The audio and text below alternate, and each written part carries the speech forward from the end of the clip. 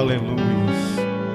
O salmista Davi diz no Salmo 116: amo o Senhor porque Ele ouviu a minha voz. Quem? O Senhor. O ser mais importante do universo ouviu a voz de quem? A minha voz. Este ser pequeno, insignificante, ele ouviu a minha voz. Quando eu comecei a orar, ele disse: eis-me aqui. Fala, filho. Eu amo o Senhor porque Ele ouviu a minha voz. Você ama o Senhor? Ele está ouvindo a nossa voz nesta noite. Mas Ele nos ama também porque nós ouvimos a sua voz. E só um povo na terra ouve a voz de Deus. Melhor dizendo, só um povo na terra compreende a voz de Deus. Porque a Bíblia diz no Evangelho de João que Jesus Cristo, quando estava próximo de ser entregue, os gregos vieram e queriam vê-lo. E disseram a André: queremos ver o Senhor. E André chegou e disse para Filipe: olha, os gregos querem ver o Senhor, vamos lá. Senhor, os gregos querem te ver. E Jesus disse: se o grão de trigo caindo na terra não morrer, fica ele só. Mas se morrer, dará muito fruto. Não é o tempo de eu falar com os gentios, mas outros grãos, semelhante ao grão original, falarão a eles. Aí ele se volta para Deus e diz: Pai, glorifica o teu filho, para que o filho te glorifique a ti. E Deus fala audivelmente, e toda a Jerusalém ouve Deus dizer: eu já o glorifiquei e o glorificarei ainda mais. Mas somente um grupo restrito de pessoas entenderam. A grande multidão disseram: é um trovão, é um barulho, não puderam entender. Mas Deus sempre terá um remanescente fiel que entenderá a sua palavra, que vai captar o que Ele está dizendo. E eu quero crer com todo o meu coração que nós somos este povo nesta noite, que viemos aqui para ouvir a voz de Deus, porque Deus tem ouvido a nossa voz, amém? Deuteronômio capítulo 7, vou ler um versículo no capítulo 7 e outros no capítulo 8. Deuteronômio capítulo 7, verso 7. Não vos teve o Senhor afeição, nem vos escolheu porque fosseis mais numerosos do que qualquer povo, pois éreis o menor de todos os povos.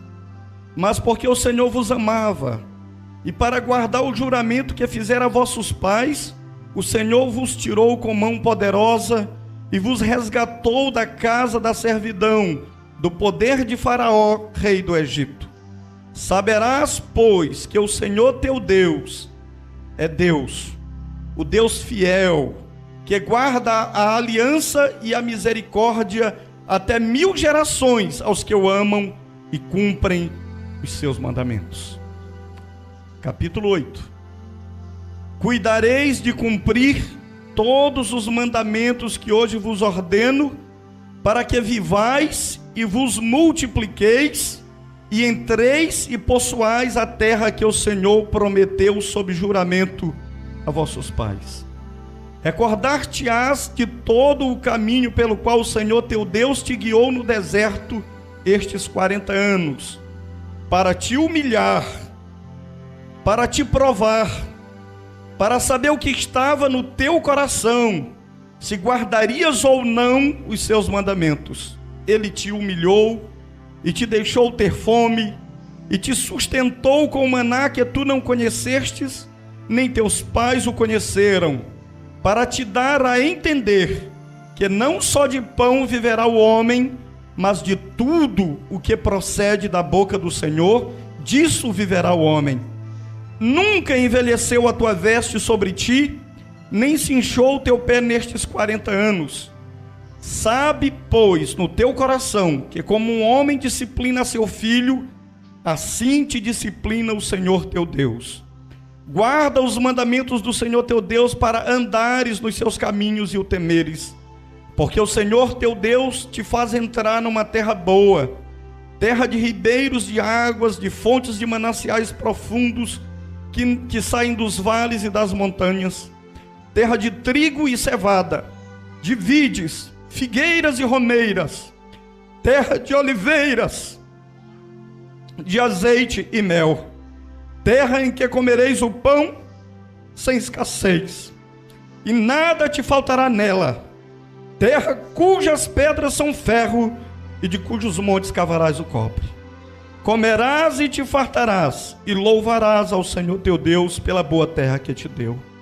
Guarda-te, não te esqueças do Senhor teu Deus, não cumprindo os seus mandamentos, os seus juízos e os seus estatutos que hoje te ordeno, para não suceder que depois de teres comido e estiveres farto, depois de haveres edificado boas casas e morado nelas, depois de se multiplicarem os teus gados e os teus rebanhos, e se aumentar a tua prata e o teu ouro, e ser abundante tudo quanto tens, se eleve o teu coração e te esqueças do Senhor teu Deus, que te tirou da terra do Egito, da casa da servidão, que te conduziu por aquele grande e terrível deserto de serpentes abrasadoras, de escorpiões e de secura, em que não havia água, e te fez sair água da pederneira, que no deserto te sustentou com maná que teus pais não conheceram, para te humilhar e para te provar, e afinal te fazer bem. Aleluias, glória a Deus. Louvado seja o nome do Senhor para sempre. Meus amados irmãos, que nós estejamos nesta noite na mesma posição que estavam os filhos de Israel no final de 40 anos de peregrinação no deserto. Nós conhecemos a história desta nação, desta igreja, deste povo que foi eleito, que foi separado por Deus dentre as nações. Deus está dizendo a Moisés, porque eles estão a um passo de entrarem na terra. Deus sabia o que ia acontecer logo mais no seu futuro. E Deus, usando a boca de Moisés, do profeta Moisés, usou pelo menos 4 verbos importantes para a história do povo de Israel, importante para a história do povo de Deus, importante para a nossa história. A primeira coisa que Moisés lembrou ao povo de Israel é que Deus não havia escolhido eles porque eles eram importantes. Não é porque lá na terra do Egito eles eram o povo mais inteligente que tinha no Egito, mais capacitado. Não é porque eles fossem numerosos, apesar de que Faraó os achou numerosos. Deus não olhou para o número, não foi por isso que eles foram escolhidos. Nem muito menos por serem um povo obediente, porque diz o capítulo 9, vós sois povo de dura cerviz. Eles eram duros de coração. A razão pela qual Deus os elegeu, e a razão pela qual Deus nos elegeu, ele diz, é porque ele vos amou, e porque ele é um Deus fiel, que cumpre o que promete, e ele havia jurado aos vossos pais, que tiraria vocês da escravidão. Esta é a razão pela qual vocês são um povo especial, pela qual vocês foram eleitos, pela qual Deus resgatou vocês. Nenhum de nós, irmãos queridos, estamos aqui por sermos melhor do que ninguém que está lá fora. Nenhum de nós é melhor do que o ladrão, do que o estuprador. Nenhum de nós é melhor do que aquele que está lá na penitenciária, porque o nosso coração é tão corrupto quanto eles. Mas nós fomos amados por Deus. Deus tem um mistério no seu amor eletivo. Nenhum homem é capaz de explicar porque foi escolhidos por Deus. Diz um grande cristão do século passado, quanto mais eu me conheço, menos eu desconheço a razão da minha eleição, porque só eu sei o quão depravado eu sou, mas Deus me amou. Esta é a razão pela qual nós estamos aqui cantando hinos que os anjos não podem cantar, louvando a Deus de uma maneira que nenhum outro ser no universo pode louvar. Primeiro, porque nós fomos amados incondicionalmente por Deus, e este amor nos constrange a louvar a Deus. Segundo, porque só nós no universo fomos comprados com o sangue do Filho de Deus. E este negócio de Deus conosco não tem volta. Deus não paga o preço da vida de seu Filho para nos lançar amanhã fora, não. Ele diz, aquele que vem a mim de maneira nenhuma lançarei fora, e das minhas mãos ninguém arrebatará. Se você consegue entender que a tua eleição, que a tua salvação, que a tua escolha é um decreto divino e é eterno, e que nada te tira de Deus, e que o céu é o teu destino, você tem direito de louvar a Deus. Você tem direito de ser um crente feliz. Aí a primeira expressão do capítulo 8, que Moisés diz para o povo é: cuidareis de cumprir todos os mandamentos que hoje vos ordeno, em primeiro lugar, para que vivais.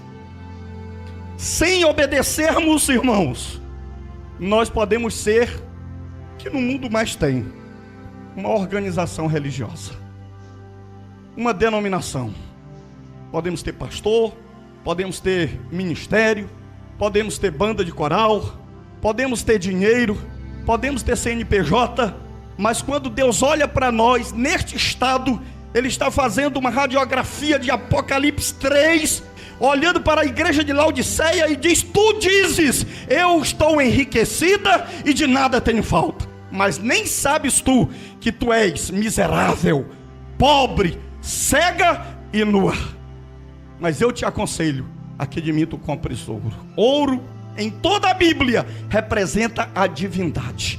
Nós necessitamos da natureza de Deus em nós, e ela não virá fora de Jesus.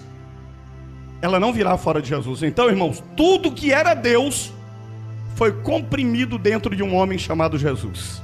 Nele habitou corporalmente toda a plenitude da divindade. Mas este corpo está hoje sentado à destra de Deus lá no céu. Está lá.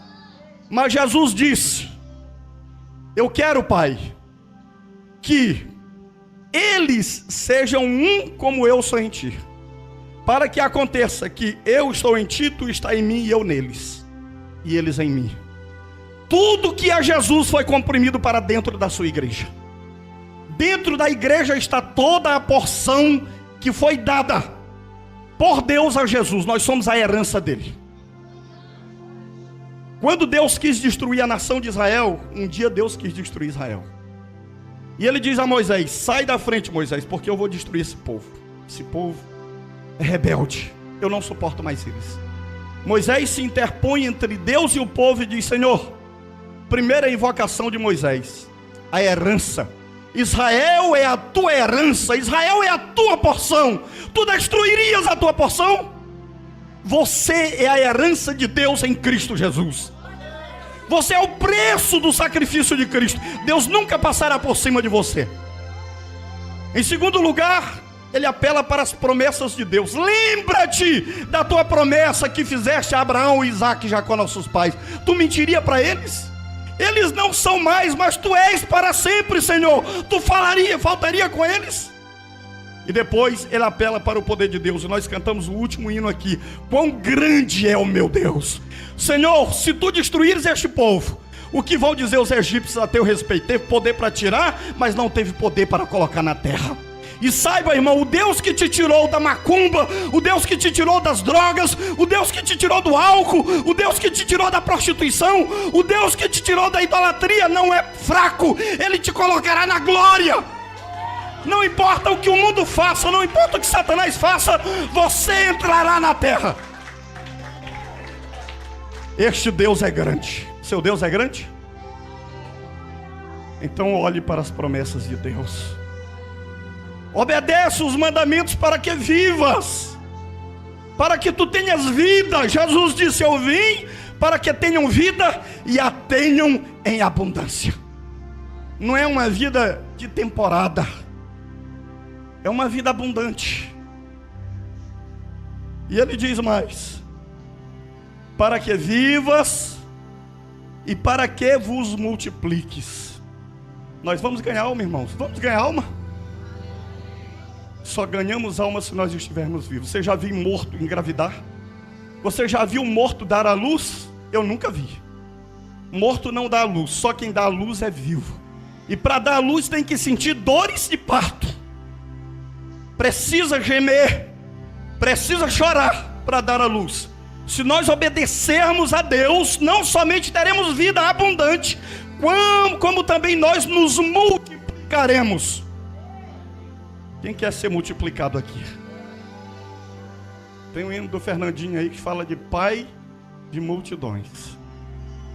Deve ser muito bom chegar no céu e encontrar alguém que você ganhou para Jesus. O indivíduo está lá porque foi salvo por você. Ah, por mim não, foi salvo por Jesus.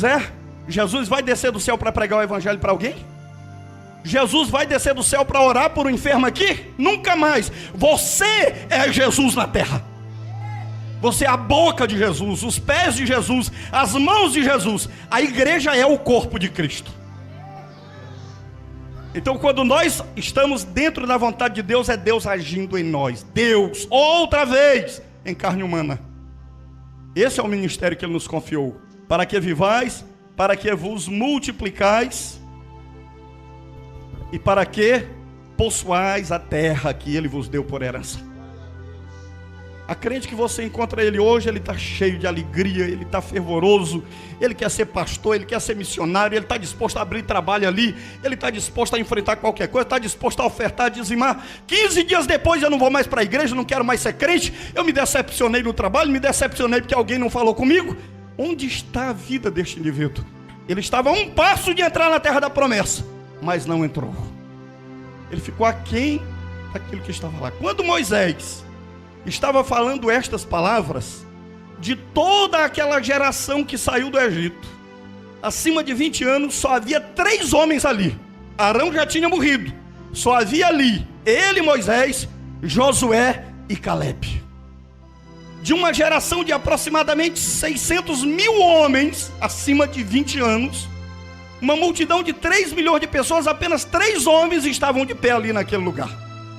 E eu posso imaginar Calebe e Josué olhando um para o outro, porque eram moços de 40 anos de idade, e dizendo: pois é, Josué, quando nós saímos, eu vi tantos homens mais fortes do que nós, eu vi tantas pessoas robustas e até mais alegres, cantava mais alto que nós, dava glória a Deus mais alto que nós, batia palma melhor do que nós, e eles foram ficando no caminho, eles foram perecendo no caminho, e nós chegamos aqui, estamos a um passo de entrar na terra. Você pode hoje lembrar-se de onde você veio. Quando chegou na igreja, havia tantos irmãos que você olhava, pregava melhor do que você, cantava melhor do que você, chegava no culto primeiro que você, era mais fiel que você. E você olha para trás, eles estão nos botequins da vida, eles estão na prostituição da vida, eles estão no caminho da blasfêmia, e você, com toda a sua fraqueza, com toda a sua pequenez, está aqui dizendo: Senhor, eu quero entrar na terra. Não é porque eu sou, mas porque tu és. Eu vou entrar. Foi assim que Josué e Calebe chegaram naquele dia para ouvir o sermão de Moisés. Então, irmãos, vamos viver obedecendo a palavra. E quando nós obedecemos a palavra, nós nos multiplicaremos. E não somente isto, como estaremos de posse da terra da promessa. A cura é nossa, a libertação é nossa, a palavra é nossa, porque a palavra de Deus é a voz da noiva. Glórias a Deus. Aleluias. Louvado seja o nome do Senhor nosso Deus. Glória a Deus. Moisés diz também: não apenas cuidareis de cumprir, senão a obediência, Deus não trata com homem nenhum na desobediência. Não há possibilidade alguma de Deus tratar com um homem, com uma nação, com um ministério em desobediência. Se está em desobediência, Deus não trata com esse povo. Mas se obedecer à voz de Deus, tudo quanto é promessa de Deus se cumpre na vida dele. Em segundo lugar, Deus diz no verso 2: recordar-te-ás de todo o caminho pelo qual o Senhor teu Deus te guiou no deserto estes 40 anos. Irmãos, no começo de uma prova, ela até nos faz fervoroso, a prova, a tribulação. No começo da tribulação, porque nós achamos que vai durar uma semana, que vai durar um mês, que vai durar 6 meses, que no máximo dura 2 anos. E nós estamos firmes, e nós fazemos campanha, e nós decretamos. Mas à medida que o tempo vai passando, e nós não vemos acontecer o que foi prometido, porque Deus disse a Abraão: a descendência passará 400 anos no Egito, mas não disse a Moisés: passará 40 anos no deserto. Não. O tempo do deserto era o tempo do coração e da fé do povo. Se eles crescem, 2 anos depois que saíram do Egito, eles chegaram em Cádiz Barneia, na divisa da terra de Canaã. Moisés levanta o povo e diz: olha ali a terra que o Senhor prometeu, vamos entrar nela. E aí os cabeças dizem assim: tudo bem,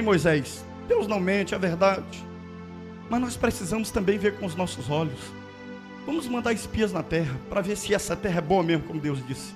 Moisés em Deuteronômio diz assim: vós me intentaste contra o Senhor, e eu mandei. E os espias foram olhar a terra, e passaram 40 dias olhando a terra.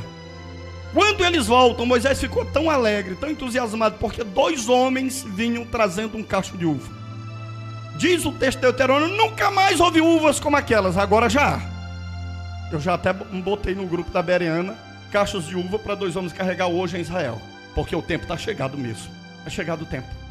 Moisés se entusiasma tanto, manda fazer um grande tablado, convoca toda a nação para ouvir o relatório, e 10 daqueles homens diz assim: a terra que o Senhor prometeu para nós é terra boa. Um glória a Deus, um aleluia, uma salva de palma, todo mundo se entusiasmou, que bom. A próxima palavra: porém, é terra que devora os seus habitantes, cujas muralhas chegam aos céus, e os homens são gigantes, e nós somos como gafanhoto aos olhos deles. E o coração do povo se derreteu como água, e a primeira coisa que eles fazem é se rebelar contra Moisés e contra Arão. Mas Josué e Caleb salta, rasga seus vestidos e diz: não é verdade. Eia, sejamos fortes, possuamos a terra que o Senhor prometeu. Ela é nossa. Se Deus está conosco e desamparou esse povo, nós vamos possuir a terra. Mas o povo não quis ouvir aqueles 2 espias, se rebelaram, constituíram um capitão sobre si para voltar ao Egito. Deus disse: para o Egito vocês não voltarão mais. Vocês vão morrer no deserto, mas não voltam para o Egito. Ouça bem nesta noite: se você é um eleito de Deus, se você é um escolhido de Deus por predestinação, você pode até não alcançar tudo que Deus tem para você, mas você não volta para o mundo nem que queira. Nem que queira. Ainda que você não alcance todas as promessas condicionais de Deus, porque são condicionais para a nossa vida. E Deus diz a Moisés: já que eles me provocaram a ira por 10 vezes, depois de verem todos os meus prodígios, nenhum destes homens acima de 20 anos, que tenha visto os meus prodígios, se rebelaram e entrarão na terra. Mas Josué e Caleb, estes entrarão, porque neles eu achei um espírito excelente. Que Deus ache em você nesta noite um espírito excelente. Quando todos murmurarem, quando todos desistirem, você diga como Josué e Caleb: eu vou entrar na terra. Eles não estavam olhando com os olhos carnais, eles estavam olhando pelos olhos da fé. Pelos olhos da fé eles já eram proprietários daquela terra. E eles creram e entraram. Então Moisés disse: recorda-te. Irmãos, nós precisamos ter memória. O que torna um indivíduo um ser humano é a sua memória. Sem memória nós não temos personalidade. Sem memória não há gratidão. Se você não lembra quem você era, e você não pode agradecer porque quem você é hoje. Agora quem tem memória e lembra, pode ser grato, e Deus diz: recorda, lembra. Você lembra de onde você veio? Você sabe quem você era? Você conhece o seu estado, de onde Deus te tirou? Israel lembrou: nós éramos escravos na terra do Egito. Mas irmãos, aquela geração que saiu do Egito não era fácil não. Porque eles viveram um longo tempo no Egito. Eles tinham uma verdadeira cultura no Egito. Do meio para o fim se tornaram escravos, mas ainda tinha uma casa para morar. Eram escravos, mas ainda tinha peixe, ainda tinha carne, ainda tinha pepino, ainda tinha cebola, ainda tinha alho silvestre.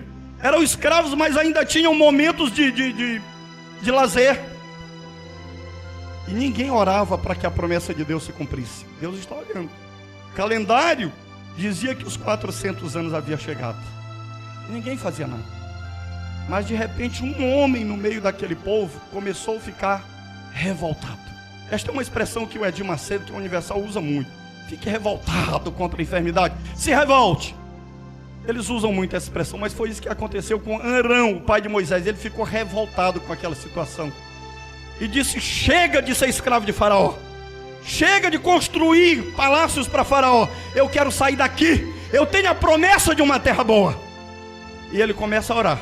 E diz a tradição judaica que quando ele começou a orar, ele não deu conta de fazer a quantidade de tijolo que estava determinada para ele. E quando ele chega lá, o capataz o açoita. Ele apanha.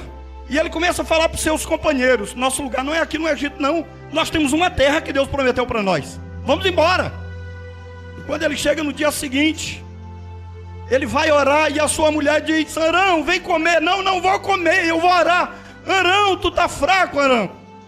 E ele chega mais cansado no dia seguinte. O que aconteceu? Fui mais açoitado hoje, não dei conta de fazer os tijolos. Então amanhã não vou dar conta mais. O problema vai ser do capataz, vai ser do açoite. Eu vou orar, eu não quero mais ficar aqui. E à medida que aquele homem persistia em orar, Deus foi fazendo com que o coração de Faraó ficasse mais duro, e ele começasse a perseguir os filhos de Israel ainda mais. E outros começaram a ouvir Arão e pensar na terra da promessa, até que um dia todo Israel estava orando: Senhor, não queremos mais fazer palácio para Faraó, não queremos mais ser escravo no Egito, nos tira daqui. Aí Deus desce no Monte Sinai e diz: Moisés, eu vi o sofrimento do meu povo e ouvi a sua oração, agora eu desci para libertá-los. Quando eles quiserem, eu quero também.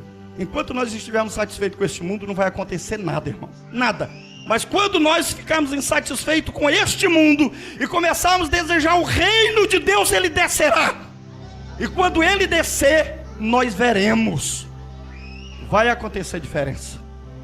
Foi isso que aconteceu em 1905 no país de Gales, quando um menino de 15 anos começou a orar. Ele ouviu o sermão do seu pastor, ficou envergonhado, entrou na igreja e começou a orar. E todo dia ele começou a orar e começou a pedir um avivamento no país de Gales.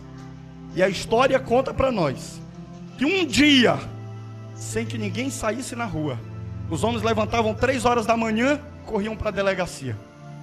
Alguns com objetos roubados na cabeça, diziam para o delegado: há 2 anos atrás eu roubei isso, quero devolver. Eu matei fulano há 3 anos, quero minha pena. E o delegado olhava e dizia assim: vocês não precisam de uma delegacia, vocês precisam de uma igreja. E de repente o povo enchia as igrejas. E os times de futebol tiveram que mudar os dias de jogos, porque no domingo ninguém ia assistir partida de futebol, iam para a igreja. Os teatros fecharam, os circos fecharam, as delegacias ficaram vazias, as penitenciárias ficaram vazias. O povo aprendia a ler na Bíblia.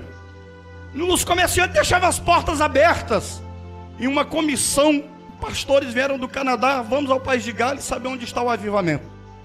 E quando chegaram, encontraram um policial na praça com um cacetete rodando, porque não tinha como usar aquele cacetete. Disseram: nós viemos aqui no país de Gales porque nós queremos saber onde está o avivamento. E ele abriu os braços e disse: senhores, eu sou o avivamento.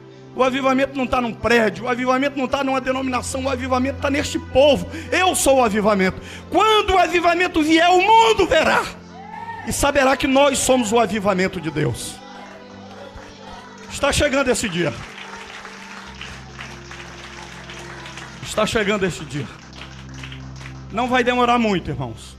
O mundo olhará para um bereano e verá que Deus está trazendo o avivamento em Boa Vista.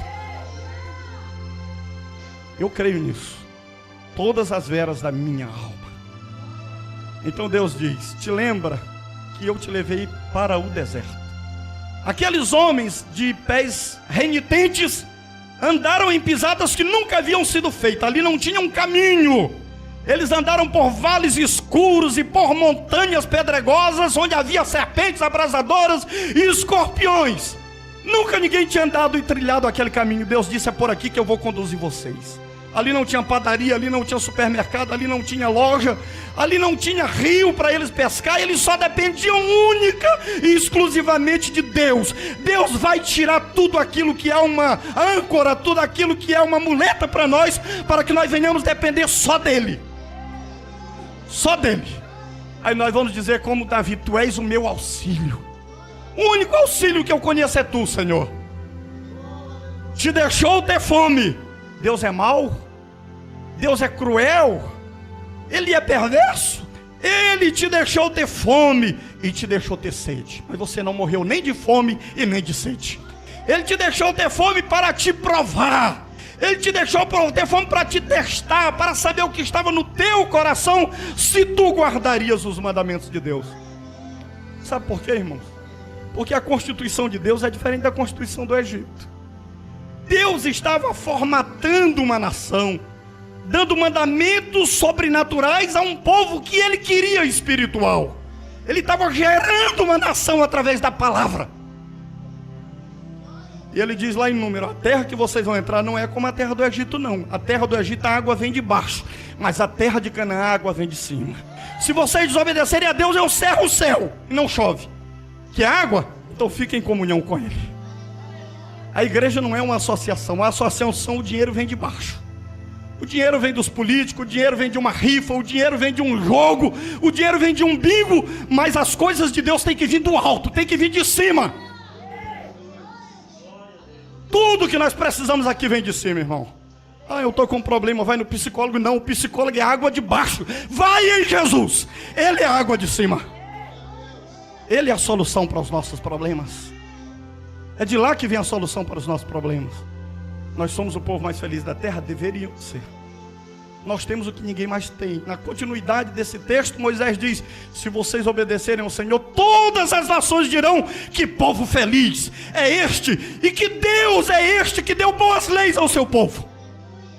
O povo vai reconhecer que você é feliz, e vai saber que é por causa da sua fé, da sua crença, da sua obediência.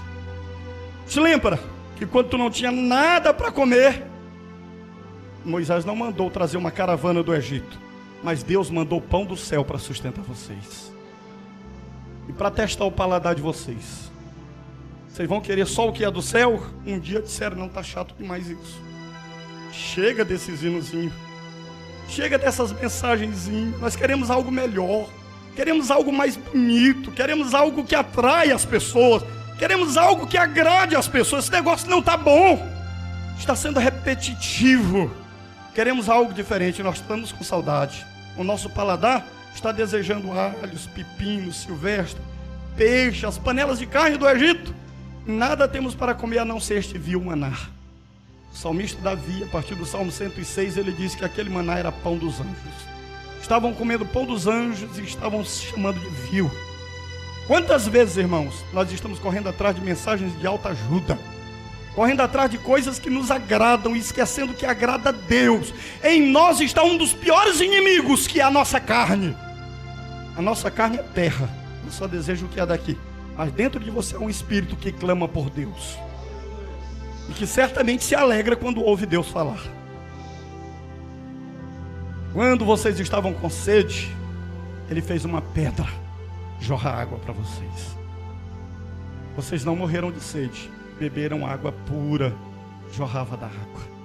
Que nós fiquemos só com o que vem de Cristo. Fiquemos só com a palavra, só com o que assim diz o Senhor. Não vamos nos tornar modernos, não vamos nos modernizar, irmãos. Porque este evangelho, que é a palavra da cruz, sempre será escândalo, diz a palavra de Deus. E Paulo, chegando em Roma, que havia aliado a filosofia grega com o direito romano, ele disse: eu não me envergonho do evangelho, porque é poder de Deus para a salvação de todo aquele que crê. Loucura para os gentios, escândalo para os judeus, mas para nós que somos salvos, poder de Deus e sabedoria de Deus. Eu estou satisfeito. Você está satisfeito? Louvado seja Deus. Glórias a Deus. Então diz o Senhor: tu vai entrar numa terra que antes de você chegar lá, os poços já foram cavados. Antes de você chegar lá, as vinhas já estão a ponto de serem colhidas. O trigo está a ponto de ser colhido. Você não vai construir casa, a casa já está edificada. Você vai entrar para morar na casa. Irmãos, a nossa salvação não dependeu de nós. Deus não deixou 1% para você. Ah, eu vou fazer 90% em você. Você vai ter que orar 3 vezes ao dia. Você vai ter que ler a Bíblia 2 vezes ao dia. Você vai ter que jejuar, senão não ganha salvação. Não, 100% da salvação foi feita. Você só vai agradecer a Deus. O banquete está servido e você só vai se alimentar dele. Aqui ninguém precisa pagar penitência.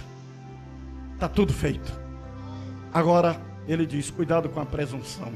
Quando tu estiveres lá, quando tu adquirires riqueza, quando tu ficares forte, não pensas que foi o teu braço, a tua força, a tua sabedoria, a tua capacidade que te concedeu tudo isso.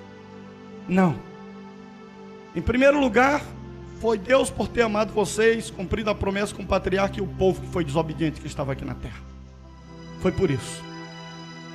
Irmãos, Deus está nos levantando porque outros falharam. Deus está nos levantando porque outros desobedeceram a Ele. Deus não fica sem representante. Se eu falhar, Deus levanta outro. Se você falhar, Deus levanta outro. Mas nós não falharemos. Nós vamos cumprir o nosso ministério. Nós vamos cumprir a parte que nos cabe no corpo de Cristo. Amém? Eu quero que você sonhe comigo, como Israel sonhou com Josué. Moisés não estava mais ali. E o Senhor aparece e diz assim: Josué, assim como eu fui com Moisés, eu serei contigo. De Deus nada morre quando morre um homem de Deus. O Deus que foi fiel com os apóstolos, o Deus que foi fiel com os reformadores, o Deus que foi fiel com os pentecostais do século XIX é fiel com você no século XXI. Porque Hebreus 13:8 diz: Jesus Cristo é o mesmo, ontem, hoje e eternamente. Ele não mudou. Você crê nisso? Então nós vamos vencer. Nós vamos vencer. Amém?